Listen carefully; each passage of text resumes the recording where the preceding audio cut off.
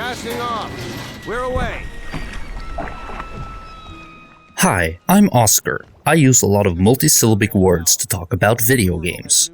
I made a very long video about Prey, which you should watch either before, after, or during this one. But don't just take my word for it. This is the third part of a complete ludography of Arkane Studios, the creators of Prey. It was 6 years before Arkane would release another game after Dark Messiah, and before making Dishonored, they spent a few years doing supplementary work for other studios, such as multiplayer maps for Call of Duty World at War and design, art, and animation for Bioshock 2. After being acquired by Bethesda in 2010, Dishonored becomes, despite what some detractors say, Brian, a more ambitious, better funded, and more imaginative game than any of their previous efforts. With a lot of new faces such as Harvey Smith of Deus Ex fame at the helm of production alongside Colantonio, and Half-Life 2's City 17's creator Viktor Antonov, Dishonored would go on to put Arkane Studios on the map and keep them there ever since. This is a video about why the game was so acclaimed, and as a matter of course, I'll be spoiling most of it.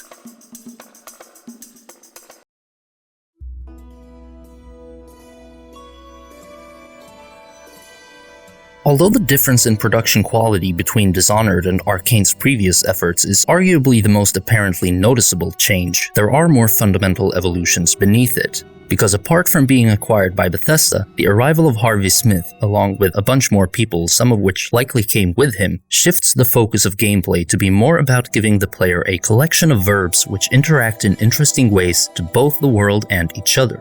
Colantonio and Smith co-directed Dishonored, and it shows.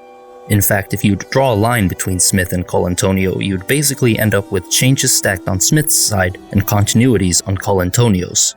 All the mechanics flow together more fluently. The melee is more snappy and consequently feels more forgiving, accurate, and immediate. Actions require fewer steps than previous games would have, which make them feel less needlessly cumbersome. And some extra diegetic information is added in several places to help the player keep track of what's going on in any given situation.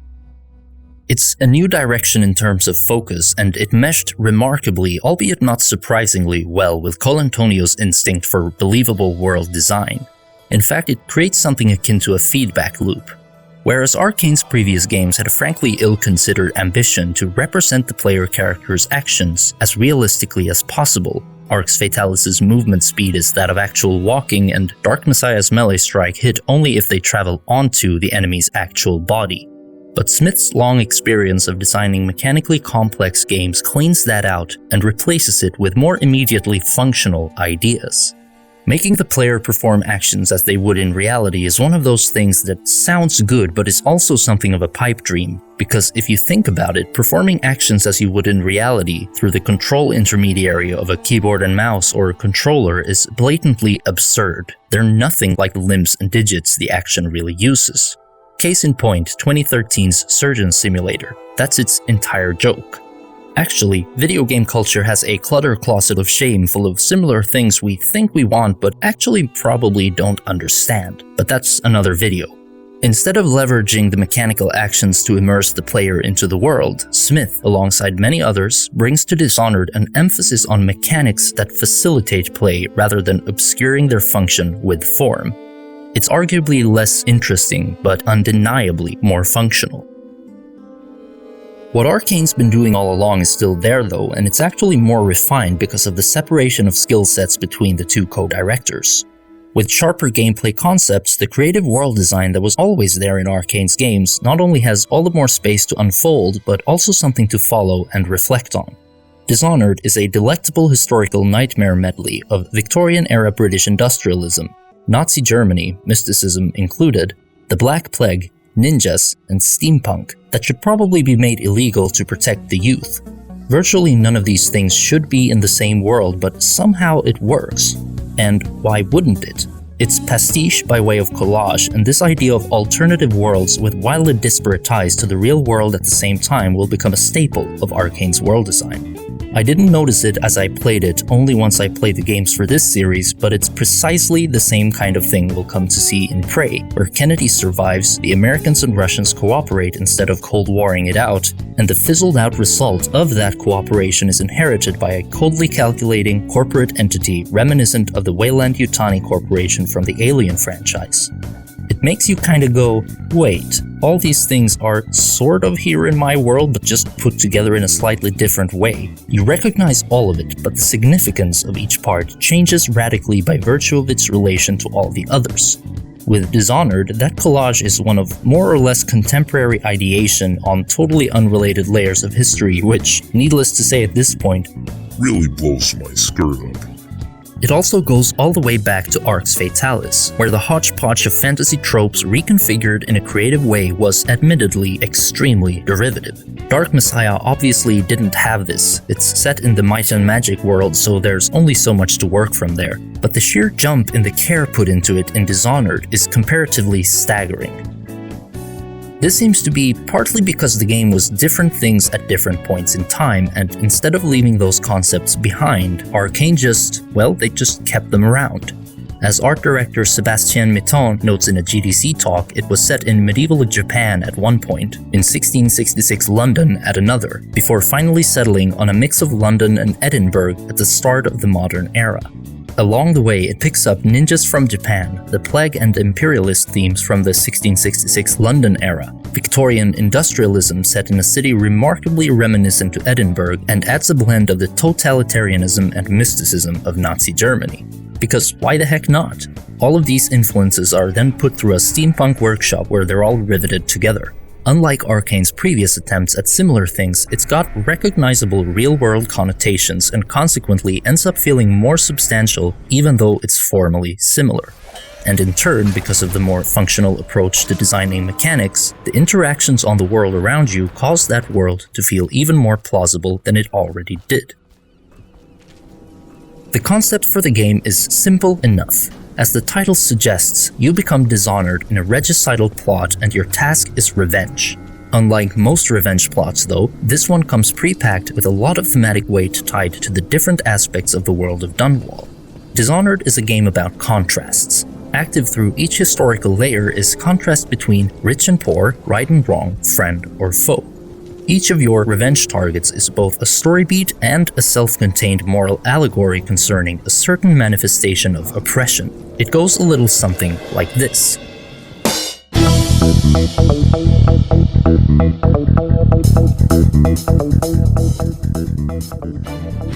Thaddeus Kemp, religious zealot and propaganda bludgeon.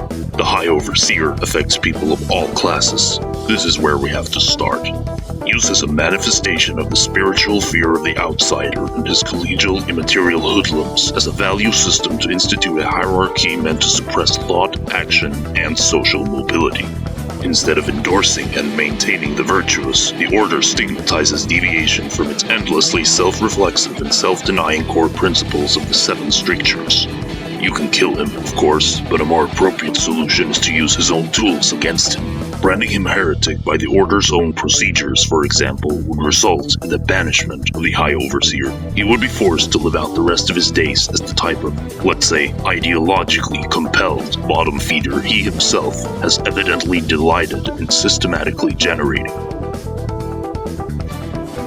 We'll also need to get Emily back to safety. Luckily, at least depending on who you ask, she's held up at the Golden Cat by Lord Pendleton's twin brothers Custis and Morgan, collaborators extraordinaire to the Lord Regent. Their votes give voice to the majority in support of the metamorphosed spymaster. Eliminating them means purging the parliamentary legitimacy of his rule. We can kill 2 birds with 1 stone at the Golden Cat. Well, 3, actually. The primary objective is getting Miss Caldwell back, so the less contact with the Pendletons we're exposed to, the better. Our intelligence indicates the Bottle Street gang leader our records know only as Slackjaw is prepared to exchange a plan of his for the Pendleton brothers in return for some favor or other. He apparently aims to cut out their tongues in order to have them work in one of their own filthy mines. We'll leave the distinction up to you. At least that way, you'll silence their voices forever and keep your own hands clean.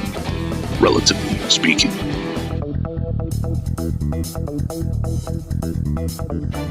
With Anton Sokolov in custody, we know more about the Boil Woman, the Lord Regent's strongest supporter. In spite of our hopes, though, Sokolov wasn't able to name her, but considering the suggestive nature of how he described painting such an innocent painting, a reputation precedes her.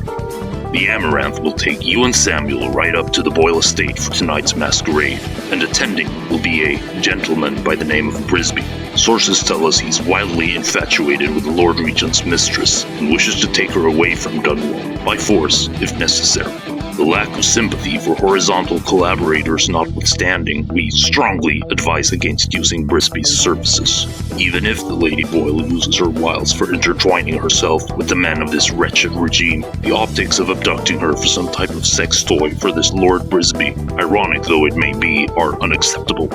After all, what good is ushering in a new world if we don't intend to improve upon it? Lastly, the Lord Regent Hiram Burroughs himself. Even if we manage to dismantle most of his disinformation engine, the core deceit will remain. People still believe you killed the Empress. Without cracking that core and exposing the fact that he's the one who fabricated this entire plot, Dunwall can have no future. We know he's the one who brought the rat plague as a natural eugenic. We know it got away from him, and we know the real heir to the throne is right here with us. Considering he's been blaring that lie through the city's loudspeakers ever since he murdered Jessamine, it would be apt and possible to use that against him. It's likely the Tower's propaganda officer will be under duress. The mounting pressure resulting from you ferrying the lack of faith in Hiram's rule all the way up to his closest associates will make his superiors turn the screws on him by withholding food and other essential supplies from his estate. We can use this. If you can't find a way to make Burroughs confess, you can just kill him, of course. But if you can, historians will have an easier time judging who was in the right. You'd ensure Emily's reign would start with a boom. And if I was you, I'd find it hard not to revel in the propriety of blaring the Lord Regent's admission right back at him through his own loudspeakers. Well, that was basically fan fiction. Fun. Let's never do it again. Be it Campbell's downfall by heretical Brand, the collapse of Burroughs' rule by the very propaganda machine he built it on, or any of the other targets not directly related to the overthrow of the Lord Regent, there's always an ironic, dishonoring twist in store for each of Corvo's antagonists. It's refreshing to converse with someone on my own level. Couldn't agree more. Your expulsion from the Academy was a crime against natural philosophy itself. If you manage a low chaos run throughout the game, the Loyalists even end up dishonoring themselves without you ever having to get involved. Neat! As a result, the game's title is a thematic throughline not only for Corvo's dishonor, but the entire game, where each enemy can be brought down by dishonoring them right back in their conspiratorial faces. If you need an example of an actually good revenge story, this is your station. Nowhere in Arkane's previous efforts has the concept been developed with such care for weight and nuance. Arx Fatalis was an at times painfully juvenile fantasy about being the one, and Dark Messiah was just good gameplay concepts wrapped in a totally unrelated, honestly awful story. And the game is often appropriately subtle too. It doesn't just come out and go, oh, the religious zealot who oppressed the masses was undone by his own devices. How ironic! Instead, it lets the player first discover the context through exploring the levels, and then connect the dots. It's not overly concerned about whether you notice or not. This subtlety goes for the world design as well, by the way. It's surprisingly developed once you get into it, and the depth comes from subtle referencing of lore and just plain good environmental design rather than using exposition as a crutch. This certainly goes back to Arx, where the hierarchies of its world are not so much explained at you as they were just there to be felt. And while Arx doesn't have the same subtlety or complexity in the narrative at all, Prey goes on to crank that up to 11. As Smith went on to Dishonored 2, Cole Antonio would direct Prey on its own, likely with a more refined concept of how mechanics can be given meaning in their own right. More impactful than the jump in production quality between Dark Messiah and Dishonored is this really stark jump in the maturity of Arkane, both as storytellers and game developers.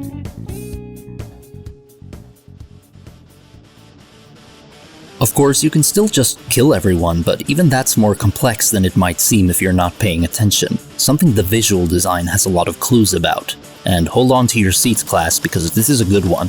Killing everyone results in what the game calls high chaos. This creates a world which is generally darker and more cynical than it otherwise would be. On low chaos, on the contrary, when you spend effort to make sure you do as little collateral harm as possible, the world ends up keeping the little hope there is for Dunwall. It's not the fault of the people, but of the leadership. Dunwall is worth saving, that sort of thing. On high chaos, though, you just add fuel to the flame of the seething fire.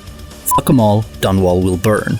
But here's where the clever visual design comes in. Because, to put it bluntly, Dunwall is a stinker. It's rancid. Everything, including the characters, is scarred, angular, and belligerently pointy. The plague is here, doors are barred with oppressive blockers, and the architecture is tall, imposing, and inaccessible. It's pretty depressing, but it's also beautifully depressing. It's not cel-shaded, it's not photorealistic, instead it looks like an oil painting.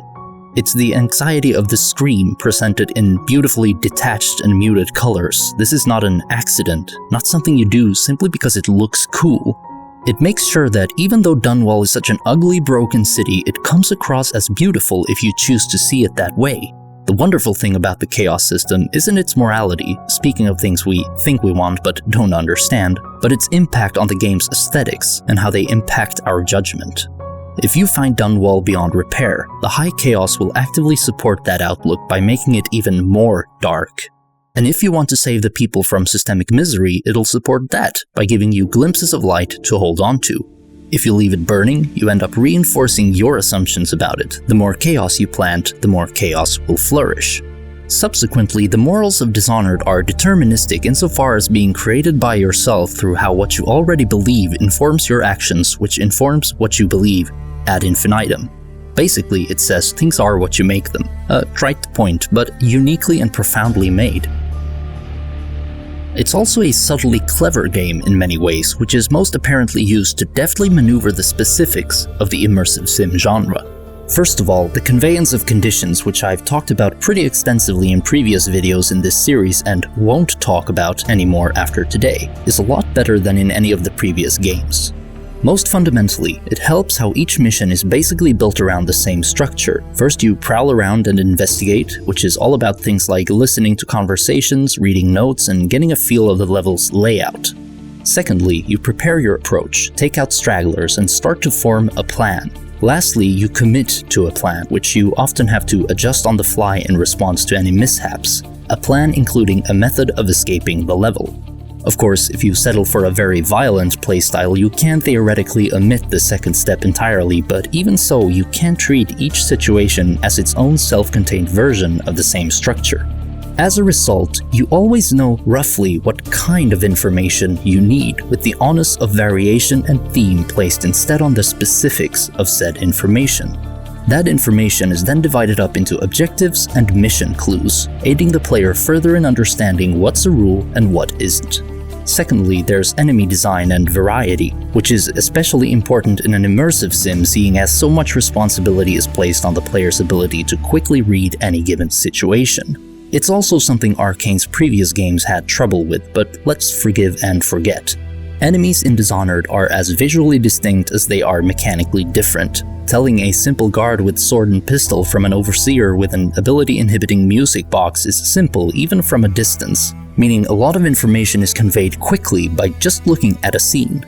And third, instead of explaining how to do specific things such as throwing whale oil canisters to cause explosions, the game reminds you several times how there are many different ways to fulfill any given condition, to keep your eyes out for ways to approach a situation, and generally just gestures in the direction it wants the player to engage with the game. In an immersive sim, the fun is figuring things out and discovering interactivity, so specific rules should be explicitly explained, only if they really need to be. What do those idiots want anyway? Well, they think they don't get treated fairly, because they can get fired for refusing to do dangerous work. There are also things which are useful no matter what type of game you're looking at though. One of the nicest touches I found with the game is how the verb eliminate, which is what the game calls whatever you choose to do to your targets, can mean different things. It can mean simply killing them, but it can also mean destroying them politically through one of the ironic twists. A flexible objective such as this can result in a sense of ownership of an action instead of the detachment that can result from an instance where the objective is more rigid, such as simply kill. Another clever thing is how levels, or parts of them to be specific, don't seem to have a fixed hierarchy. Commonly, levels are divided up into spaces where encounters happen, transition areas, boss arena, and so on. Whether an area is important to the objective or not is usually pretty obvious, but in Dishonored it's less so. Some fairly large areas, such as the early game Clavering Boulevard, aren't actually used for a specific target. Neither is it just a transition area, although it is definitely that. Instead, it's this weird mix of transition, side questy, introduction type area. It's difficult to pin down precisely what it is, partly because it isn't just one thing. Again, this results in better engagement because spaces feel less artificial and the player never gets the feeling that a space is useless and meant to just be traversed through. The last thing I want to mention is about your ferry to and from missions, Samuel's boat. It's called the Amaranth. Amaranth is basically a weed, but it's also highly nutritious and we've survived on it a lot as a species. Essentially, Samuel is the salt of the earth. That is an absolutely fantastic touch, so if you can do that, you should. God, I don't know, I'm not a game designer. Dishonored is also the first of Arkane's games to get expansions in the form of DLC. At $10 a piece with 3 missions each, the Knife of Dunwall and the Brigmore Witches offer first and foremost more of the Dishonored people liked, but also an indication of what's to come in Dishonored 2, which is pretty impressive considering that sequel is still 3 years off. They both center on Daud, the Empress's assassin who is racked with guilt for what he's done and the detachment with which he did it, all well voiced by Michael Madsen. Oh, by the way, holy crap does this game have a lot of famous voice actors. Susan Sarandon, Lena Headey, John Slattery, Brad Dourif, Chloe Grace Moretz, and Carrie Fisher. Anyway, just as Corvo's story erupts from the assassination of the Empress, so too does Daud's. With the sword in his hand still plunged in the Empress, the outsider informs him how in order to get to the bottom of his story, he will need to find a woman called Delilah. Compared to the main game where Corvo navigates the sins of Dunwall's high society, both DLC packs are more concerned with exploring the city from Daud's perspective from the lower classes. The focus on Dunwall's civil society takes the oppression which was always more implied in the main game and brings it into focus. The Knife of Dunwall, the first DLC, is mostly a vehicle of introduction though. Instead of antagonists with an already firm grasp on power, it features those who are using the system of Hiram Burroughs' rule to climb that ladder. A factory owner exploiting his workers, an attorney using the law to enrich himself, and leaders of street gangs taking advantage of a regime distracted by its own formation. At first glance, you might think Daud one of those people, being a gang leader himself, but there's a key difference. He's into survival, sure, but his guilt comes from how his actions seem to have inflicted greater pain upon those around him than had he not done it. The antagonists of the DLCs are those who kick downward for upward momentum, and Daud simply isn't into that. Isn't it just another mechanism of oppression? Isn't it, after all the more repulsive when you're at the bottom of the ladder, since those at the top can't choose to kick upward to begin with? Although the Knife of Dunwall might seem to lack its own narrative reason for being, that's the theme tying it together. In the end, Daud finds himself betrayed by his second-in-command, Billy Lurk. You see, after the assassination, Lurk believes Daud is growing remorseful and unstable, weak, she says, and decides to usurp him as leader and take the role for herself. Only if Daud chooses to tread over the bodies of workers and servants, though, does her judgment remain to the end. Watching his unwillingness to step on those beneath him should you adopt that playstyle, she realizes his self-reproach is not guilt, but a form of strength. Either way you deal with her, by execution or by banishment, she realizes there is a line you do not cross, and her crossing of that line is something Daud can't abide. Delilah, too, who's much more prominent in the Brigmore Witches, is willing to step on anyone on her way to the top. She'll be the antagonist of Dishonored 2, and especially this second DLC is preparation for the sequel, in terms of not only that plot point but also the design. Of course, having Daud as a voiced character was an experiment in and of itself in preparation for Dishonored 2, But in Brigmore, it's obvious how pretty fundamental ideas for the sequel were in place already 3 years prior to its release. In order to ground it in the main game, the first mission sees you go all the way back to Coldridge Prison, from which Corvo broke out in the main game, in order to get a hold of street gang leader Lizzie Stride. It then takes you through 2 missions with such wildly different color palettes compared to anything seen in the main game. In fact, it's basically that of the second. Instead of the dull brownish grays of Dunwall, we see first in the second mission a part of Dunwall dressed up in yellows and reds, and then the final mission Brigmore Manor dressed in greens and blues. Alongside the color change, there's a flower motif running through the second DLC which predicts the more naturalistic environments of the sequel. And to top it all off, there's an increased emphasis in both DLCs to prepare before missions, and in the second, even a black market vendor. The Brigmore Witches comes with a pervasive sense of, yeah, they're going somewhere with this. Of course, the most apparent development toward this sequel is Delilah's ambition to overthrow Emily Kaldwin once she's on the throne, but that's a story for another time. Ultimately, Dishonored is a stupidly worthwhile game, and while it takes a dramatic turn away from Arkane's previous games, a turn you may or may not be personally into, Brian, it's undeniably helpful to the game itself. With it, we see a partly reformed Arkane more confident in their design of mechanics and systems facilitating gameplay, more competent in their pastiche by way of collage world design which could only be glimpsed in previous games, and with a profound shift toward maturity in concept and storytelling. It manages to not only cut through the often overbearing clutter of the immersive sim genre, but also design a polysemous gameplay verb which effortlessly allows the player to have a say in what it will mean. After the first 2 games struggling to get a foothold in the market, it's nice to see Dishonored get not only 1 but 2 separate expansions, which build momentum for the sequel. I happen to enjoy it a lot, but who cares? It's the type of accomplishment where, even if it weren't my thing, I'd be damned if I weren't happy for a developer absolutely smashing it within their niche. Thanks for watching. This video ended up kinda long, so I'd like to thank the acutely cutting Micah Edmonds, the ever-encouraging Cornelia Alkvist, and the Duchess of budding game designers Bassem Masarwa. Also the seasoned Brian Rumsey, because I was sort of cheeky with him today. You're all really the stars at the top of my Christmas tree. And if you don't know what to do with your entire disposable income, I'll gladly be your garbage can. You can give it to me on Patreon at patreon.com/ludocriticism. I promise to use that money better than you could ever dream of. Oh, and by the way, this video took a little bit longer to get out than I'd planned. Sorry about that. I had a depressive episode over the holidays and what are you gonna do, I guess? I'd also like to mention that the video on Dishonored 2 probably won't be the very next video I make because I want to make something else first. So I'm gonna get started on that. Until then, keep taking video games way too seriously, you guys.